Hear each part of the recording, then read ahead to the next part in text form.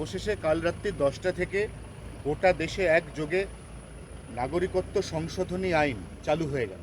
অনেকে স্বাগত জানালো, অনেকে আপত্তি করলো। কারা স্বাগত জানালো এবং কারা আপত্তি করলো, আপনার অ্যাসেসমেন্ট কি? এটা কিন্তু খুব তাৎপর্যপূর্ণ। দেখুন, কে স্বাগত জানাচ্ছে কে আপত্তি করছে এটা কোনো ফ্যাক্টর না।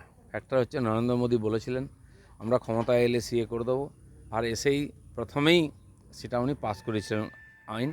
কিন্তু সেটা ইমপ্লিমেন্ট করার জন্য যে রুলের প্রয়োজন সেটা করতে সময় লেগেছে বিভিন্ন কারণে, তার মধ্যে করোনা একটা, আর বাকি কাজ করেছেন। কিন্তু এই কালখণ্ডের মধ্যে উনি সেই কাজটাও পুরো করে দিয়েছেন। সেই জন্য অনেক লোককে ভড়কানো হচ্ছিল হবে না, যারা বলছে করতে দেবো না তারা বলছে কই করলো। এখন সব কিছুর জবাব হয়ে গেছে। আমরা এই কোটি কোটি উদ্বাস্তু পরিবার যারা একটা হীনমন্যতায় ভুগছিলেন, নিজের দেশে পরদেশী হয়েছিলেন, তাদেরকে সম্মানী নাগরিকত্ব দিয়েছি, আমরা কমিটমেন্ট পুরো করেছি। সেজন্য মোদিজিকে ধন্যবাদ। প্রচুর এবার মানুষ সেকেন্ড রয়েছেন। স্টেপ হিসেবে কি, এবার কি সেকেন্ড স্টেপ হিসেবে এনআরসি? এনআরসির প্রশ্নই নেই। কোথায় কোথায় এনআরসির কথা কে বলেছে? আমরা চাইছি পজিটিভ কাজ করতে, যারা এখানে বাধ্য হয়ে চলে এসেছেন ধর্ম মান সম্মান রক্ষা করতে, তাদেরকে এই দেশের নাগরিকত্ব দিতে। তৎকালীন নেতারাও বলেছিলেন, জওহরলাল নেহরু থেকে বাকিরা, সেই কাজটা মোদি করেছেন, বাকি কেউ করেনি। আর এই মমতা ব্যানার্জি থেকে বাকি সব পার্টির নেতারা নাগরিকত্বের লোভ দেখিয়ে রাজনীতি করে ভোট নিয়েছেন, কিছু করেননি। আর যখন মোদিজি করতে গেছেন বিরোধিতা করেছেন, তাদের যে দ্বৈত চরিত্র এটা পরিষ্কার হয়ে গেছে। আমরা আমাদের কমিটমেন্ট রক্ষা করতে পেরেছি। একসময় বিরোধীরা সিএ কে ক্যা ক্যা ছি ছি বলে বিভিন্ন স্লোগান তুলেছিলেন, কিন্তু কাল যখন এটাকে লাগু করা হয় তখন কেউ কেউ বলছেন, কে মমতা বন্দ্যোপাধ্যায়কে বলতে শোনা গেছে যদি কারো নাগরিকত্ব চলে যায় তাহলে তিনি আন্দোলন করবেন, ছাড়বেন না। উনি ভেবেছেন যে হয়তো লাইন দিয়ে ওই 100 জনের টাকা নেওয়ার মতো নাম রেজিস্ট্রি করতে হবে, ডকুমেন্ট নিয়ে আসতে হবে, উনি আটকাবেন, গুন্ডাদের দিয়ে আক্রমণ করে ভেস্তে দেবেন। ওনার হাতে কিছুই থাকলো না, পেন্সিল থেকে গেল হাতে। উনি তাই বাধ্য হয়ে এখন, কাল যান সুর নরম ছিল, হেরে যাওয়ার একজন ব্যক্তির পরাজিতর যে আওয়াজ থাকে সেরকমই ছিল। উনি হেরে গেছেন এবং উনি লোকজন খেপিয়ে যাদেরকে রাস্তায় নামিয়েছিলেন তাদেরকে জবাব দিন, কেন নামিয়েছিলেন, কার কী ক্ষতি হয়েছে? একটা মানুষেরও ক্ষতি হওয়ার কথা নয়। তো সেই জন্য এই ধরনের রাজনীতিটা বন্ধ হবে এবারে। আর যদি আবার কেউ রাস্তায় নামে, মনে রাখতে হবে যে 100 কোম্পানি সেন্ট্রাল ফোর্স এখানে আছে। আর একবার দণ্ডবিধি লেগে গেলে তখন একবার ভিতরে ঢুকলে 2-3 মাসের আগে বেরোতে পারবে না কেউ। ইতিমধ্যেই তৃণমূল কংগ্রেসের 42 প্রার্থী তারা সব দেওয়াল টেওয়াল লেখা শুরু করে দিয়েছেন।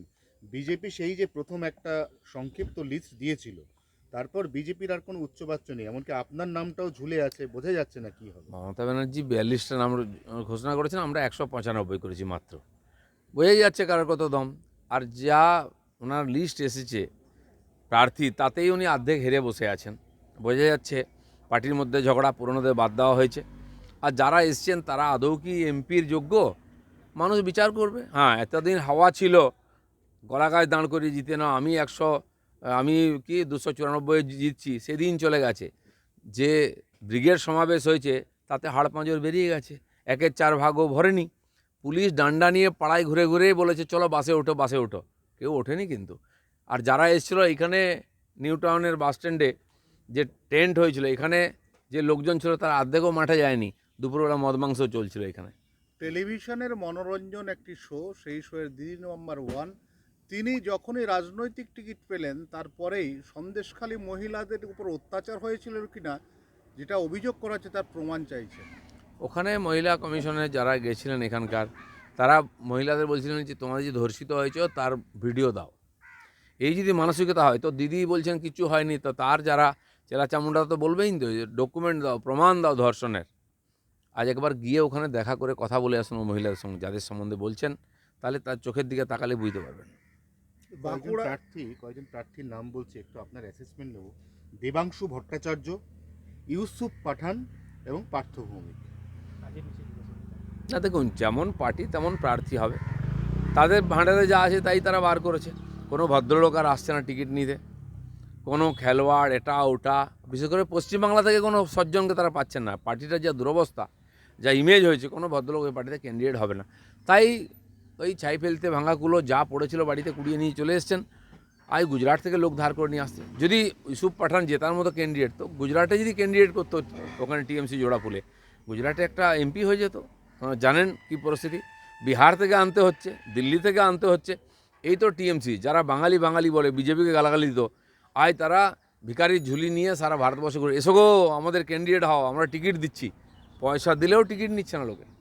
দাদা শেষ প্রশ্ন হচ্ছে যে অর্জুন সিং আবার তার রাজনৈতিক জীবন একটা ডাইলেমার মধ্যে গেল। তিনি কোথায় যাবেন, কোন দিকে ঝুঁকবেন, সেদিকে কিন্তু সবাই জল মাপছে। ইভেন বোধ তৃণমূল তো মাপছে, পশ্চিমবাংলায় অনেক নেতা এখন ত্রিশঙ্কু হয়ে গেছেন। এই ডামাডোলে তারা বুঝতে পারছেন না কোথায় থাকা উচিত। আধারহীন যারা নেতা তারা সুবিধায় ভোটের সময় টিকিটটা কোনো দিক দিয়ে নিয়ে দাঁড়িয়ে যান, জিতে যান, এরকম চলছিল। আমার মনে হয় পশ্চিমবাংলার রাজনীতিও পরিষ্কৃত হচ্ছে। নরেন্দ্র মোদীর দিকে তাকিয়ে মানুষ এই নীতিহীন বা দুর্নীতিগ্রস্ত যেসব নেতারা রাজনীতির জামা গায়ে পরে করে খাচ্ছিলেন সেগুলো বন্ধ হবে। অর্জুন সিং কোথায় যাবেন, কি করবেন, সেটা এখন বোধহয় ওনার হাতে নেই। আর কোন পার্টির সঙ্গে আছেন তারা ঠিক করবে।